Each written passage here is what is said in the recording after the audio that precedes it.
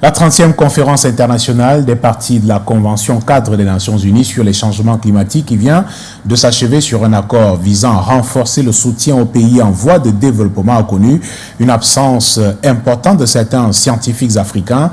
Ces derniers qui ont refusé de participer à la COP30 dénoncent une mascarade de la part des organisateurs décidés à minimiser les efforts du continent et à contribuer à la pollution de manière indirecte. Voici les détails avec Junior Ossa.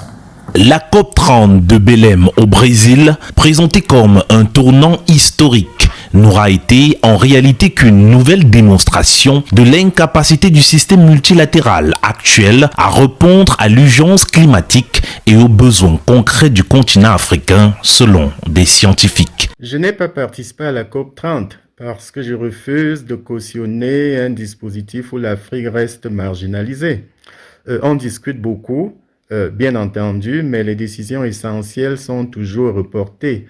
Pour ce scientifique et cet acteur des questions climatiques en Afrique, l'Afrique doit désormais définir sa propre posture et investir dans ses propres solutions. On ne peut pas aujourd'hui se passer de l'intelligence artificielle lorsqu'il va falloir mettre sur place des services d'alerte et des plans de riposte.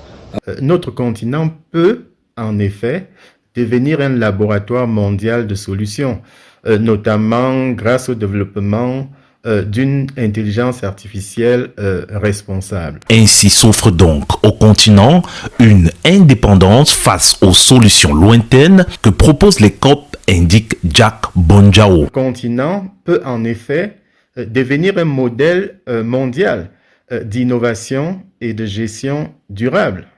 Il faut souligner que l'Afrique, qui n'émet que 4% des gaz à effet de serre, ne reçoit que moins de 10% des financements pour l'adaptation et seulement 3% des financements climatiques globaux.